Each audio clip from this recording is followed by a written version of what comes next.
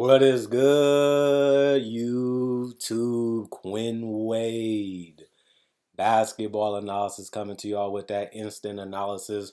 We're going to talk about the Portland Trailblazers winning against the Indiana Pacers. They ended up beating them pretty good in this game. It's good to see Dame back healthy. He hasn't been healthy. He had a lot of minor injuries that has been getting him. They need him back. This team was on a losing streak. They haven't been able to get this team healthy enough. This is a play-in caliber team. Jeremy Grant, 28 points, plus 28 and plus minus, 2 personal fouls, 2 turnovers, 3 assists, 5 rebounds, 7 to 7 from the free throw line, 3 of 10 from the three-point line, 9 to 21 from the field. Grant been really looking for a shot. He really improved his shot and scoring ability, being able to shoot the mid-range, being able to shoot the jumpers, being able to shoot the layups, being able to get to the basket. There's nothing that he can't do. Portland just utilized him the way he was used in Detroit. They just got to upgrade a talent compared to Detroit. I like him with this team. It's still not a championship team. Dame said this team can win a title. This team is far away from that. They need another move. Unfortunately, they just don't have the pieces to get it. And I don't really think nobody wants to play with Dame because the West is, even if they make a move, they got to get a superstar player, and there's just none available. And I don't know if Damian Lillard is one of the first guys you're going to call up to want to play with. Yusuf Nurkic, 19 points, plus 2 and plus minus. 2 personal fouls, 1 turnover, 1 block, 1 steal, 4 assists, 6 rebounds. 3 of 7 from the free throw line, 2 of 3 from the three-point line, 7 to 21 from the field. Damian Lillard, 21 points, plus 30 and plus minus, 4 personal fouls, 4 turnovers, 1 block, 1 steal, 6 assists, 4 rebounds, 2 of 2 from the free throw line, 5 of 10 from the three-point line, 7 of 16 from the field. Josh Hart, 11 points, plus 27 and plus minus, 1 personal foul, 2 turnovers, 3 steals, 3 assists, 10 rebounds, so a double-double for Josh Hart. 1 of 3 from the three-point line, 5 of 8 from the field. Anthony Simons, 22 points, negative 8 and plus minus, 2 personal fouls, 1 turnover, 1 steal, 6 assists, 3 rebounds, 1 of 1 from the free throw line, 5 of 9 from the three-point line, 8 of 14 from the field. This is another great game for Simons. Damian Lillard didn't seem like he missed a beat. He came out right out the gate and hit a 3, made some shots after that. Seemed like he was comfortable. The injury wasn't severe. Just needed to get his legs and his reps back in. And he left off where he started. Didn't have a high-scoring game. But then again, he only played 32 minutes.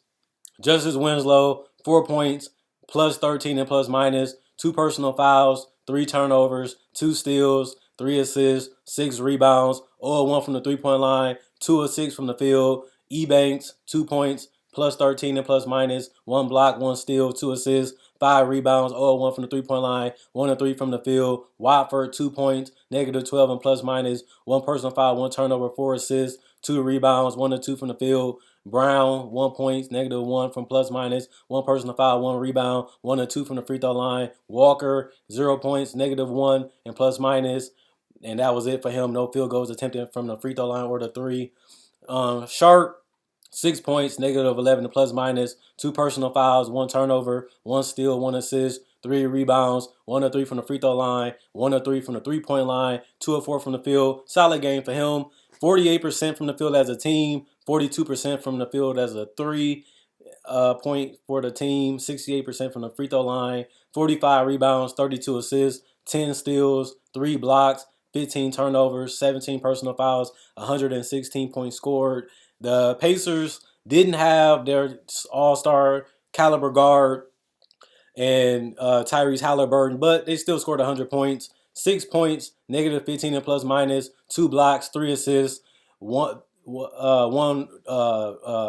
rebound went defensive for Smith, 0 of 3 from the three-point line, 3 of 8 from the field. Aaron Nesmith left Boston and gets more minutes in Indiana, which is good for him. 10 points, negative 19 and plus minus, 4 personal fouls, 1 turnover, 3 steals, 1 assist, 3 rebounds, 4 of 4 from the free throw line, 3 of 8 from the field. Miles Turner, 24 points, plus 1 and plus minus, 5 personal fouls, 4 turnovers, 2 assists, 9 rebounds. He also was 1 of 1 from the free throw line, 3 of 6 from the three-point line, 10 of 17 from the field. Aaron, 16 points, negative 15 and plus minus, 2 personal fouls, 3 turnovers, 1 steal, 8 assists, 6 rebounds. 2 of 6 from the 3-point line, 7 and 12 from the field. Buddy Hield, 22 points, -4 and plus minus, 2 personal fouls, 2 turnovers, 1 block, 1 steal, 3 assists, 11 rebounds, so a double-double for Buddy Hield. He had 20 and 10, 2 of 3 from the free throw line, 4 of 9 from 3, 8 of 17 from the field. Johnson, 0 points, -12 and plus minus, 2 personal fouls, 1 turnover, 0 from the free throw line, 0 from the 3-point line, 0 of 1 from the field. Brissett, 5 points, -4 and plus minus, 2 personal fouls, 1 turnover, 2 steals, 2 assists, 5 rebounds, 1 of 2 from the 3-point line, 2 of 3 from the field. Taylor, 0 points, -1 and plus minus, 0, 0, 0, 0. Field goals, 3-point free throw attempts. They attempted in any. 7 points for Jackson, 2 blocks, -8 and plus minus, 3 rebounds, 3 of 4 from the free throw line, 2 of 7 from the field. Queen, 0 points, +6 and plus minus, 2 turnovers, 1 steal, 1 assist, 1 rebound, 0 of 2 from the 3-point line, 0 of 2 from the field. Brown, 0 points, +1 and plus minus, 0 of 1 from the field. And Benedict Mathurin, 10 points, -10 and plus minus, 2 personal fouls, 1 turnover, 2 steals, 1 assist, 3 rebounds, 0 of 2 from the 3-point line. He shot 5 of 15 from the field. Usually he's efficient and effective. Took some bad shots, some wild shots, didn't go in tonight. Didn't get to the basket as well as he needed to. But it happens. He's a rookie. He's going to make mistakes. He's going to take bad shots. He's going to have confident games where you think he can make them. And just didn't fall tonight. 44% from the field, 30% from 3, which isn't good.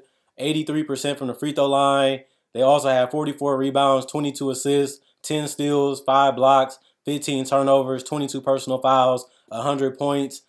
And this was just a game where they needed Tyrese. If they had Tyrese, they probably win it or just be a little bit more competitive than they was before. Obviously, he's their best player on the team. And maybe they all shoot better because he sets them up and gives them easy opportunities and easy shots and easy buckets. And that just makes everybody more relaxed and more cool and more comfortable. And then they can just play their game. And I think that that's something that really just makes a joy and more fun. And it gives you more enthusiasm, especially when the crowd is feeding off of what you're doing on the court. It just gets you going. And they just didn't have that tonight, unfortunately. But it's the NBA. Guys going to be in and out. You just got to be able to win without them. And you got to be able to play without them.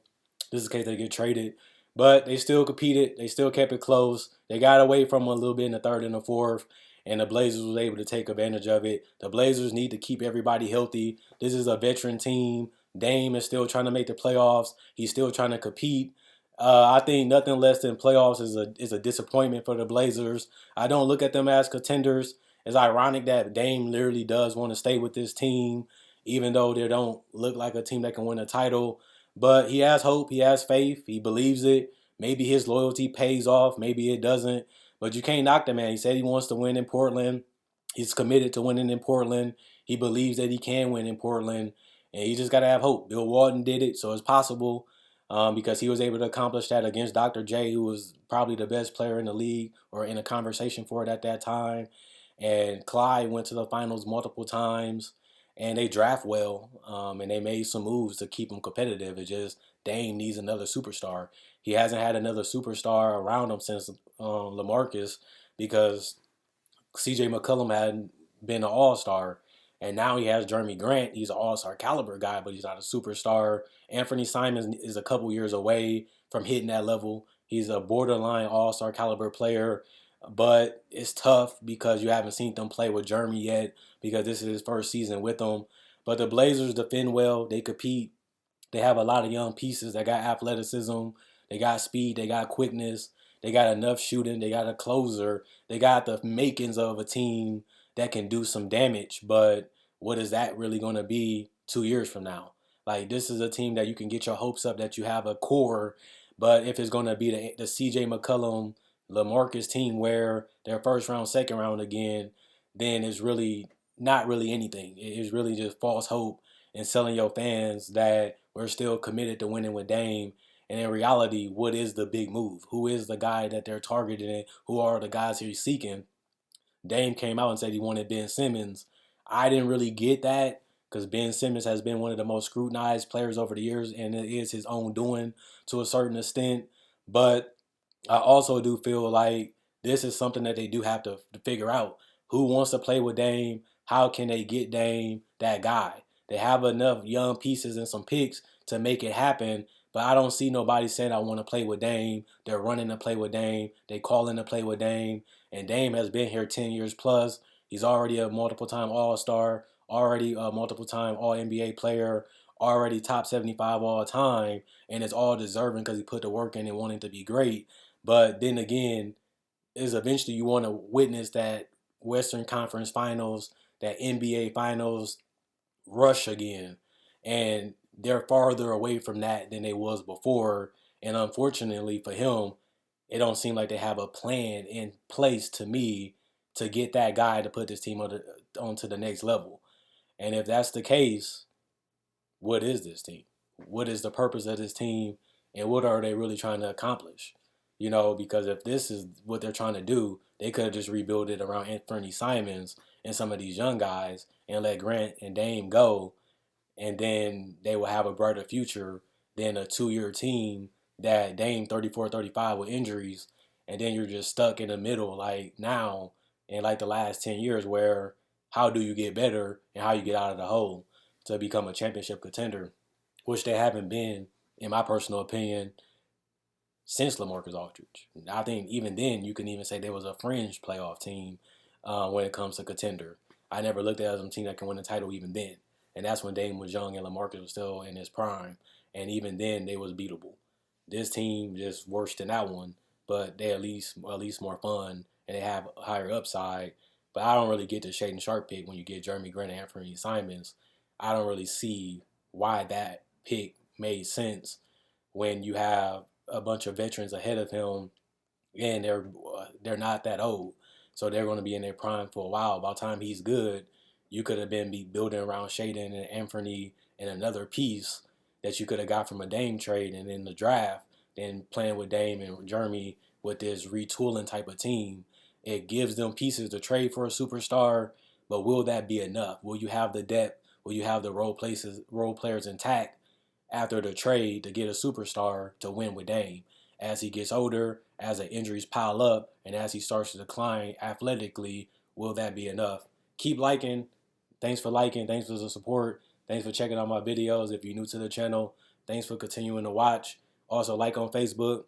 If you want to follow me on my socials, my Facebook, my Instagram, and Twitter will all be on my channel. You can follow me on there if you want to get to know me or outside of YouTube. Other than that, sharing helps this channel get discovered. More people can find it. Other than that, Quinn Wade Basketball Analysis signing out on analysisplayground.com and on YouTube.